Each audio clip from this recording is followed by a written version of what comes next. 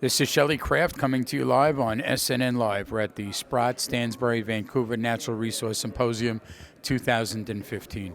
With me is Greg Beischer, Millrock Resources, Inc. It's a publicly traded company, MRO on the TSX-V and MLRKF in the U.S. Welcome back to SNNLive. Shelley, thanks very much for inviting me again. It's always a pleasure. It's good to have you. So let's start out with an overview on Millrock. Sure. We're a project generator company. We focus our efforts in Alaska and Sonora State, Mexico. We come up with good geologic concepts and invite mining companies to earn into our projects. So what's going on today? How are things? I mean, you know, the market, and how are things with you? The market's very tough, but we're doing great. We're a very active explorer at present. We've got a number of partners funding work. We're drilling right now on one of our projects, and things look bright for the future. There's a lot of bargains out there, so we're building out our property portfolio. Just as investors should be building out theirs, we're building out our exploration property portfolio. So opportunity is up, prices are down, so that to me smells like a good thing for a project generator. It really is. You know, we're at or approaching the bottom when people are just completely despondent and depressed, and yet I've never been so optimistic in my life for Millrock. I know we're going to succeed. I know we're going to do very, very well in the years to come, and we're just preparing ourselves for that right now.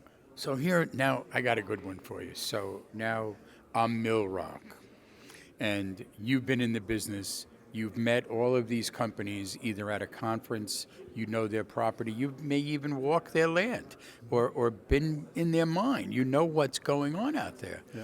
So you had the luxury of waiting. Now you have the luxury of them coming to you because you're sitting on top of cash and you have partners with cash who need their resource. That's a pretty good position to be in. Right, sure is. And with such bargains available, we have to be careful. We can't just drain our treasury taking chances buying up all these properties, but we're being judicious. And for example, today we announced that we had bought a gold project in Alaska. It's a claim block that's within sight of an existing mine. The controlling geologic structure goes right through the mine and heads right towards our claim block. And we paid $20,000 for the entire property. I couldn't even stake the claims for that much money. So we're seeing such incredible opportunities. We're buying them up, and we're just getting ourselves ready for better days to come. All right, so now we have a large investor audience that's watching this video.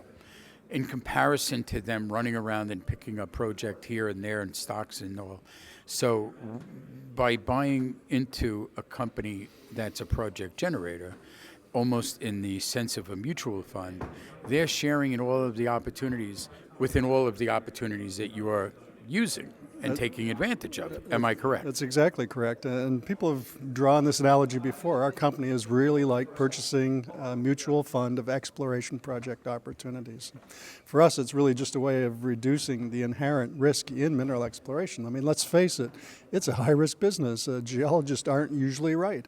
But if we can operate 8 or 10 different exploration projects at any one time, the risk is decreased, the odds of success are better, and so it's just a numbers game for us, really. You know, you raise a good point. Your due diligence is independent of prior due diligence by other geologists. So you may be looking at different data, you may have a different methodology of comparison of drill results, etc. Would you say that's true?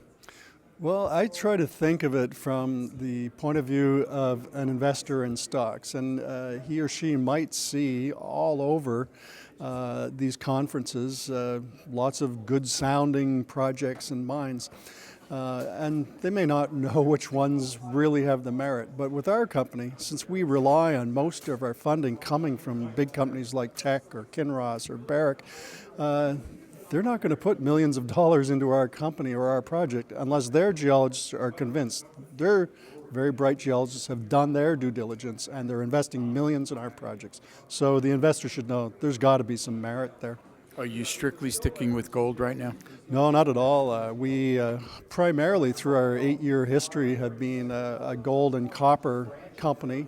But lately, we've developed zinc projects because we feel strongly about the price increasing in zinc in the near future, a uranium project, and a silver project. So we like to spread it around, but copper and gold has always been our primary focus. So you've become even more diversified than the last time I spoke with you. Yes, we have. Yep.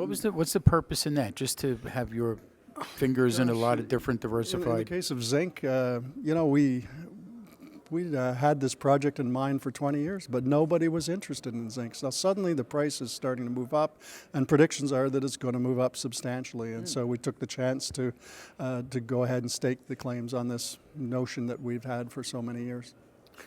Ladies and gentlemen, let's get a website out there, please. Right, Millrock is www.millrockresources.com. Ladies and gentlemen, Greg Beischer, Millrock Resources, Inc. Here's two symbols. It's publicly traded. MRO on the TSX-V, MLRKF in the U.S. I'm Shelley Kraft. This is SNNLive, and we're coming to you live from the Sprott, Stansberry, Vancouver Natural Resource Symposium 2015. Greg, always a pleasure. Thank you so much, Shelley. Got it.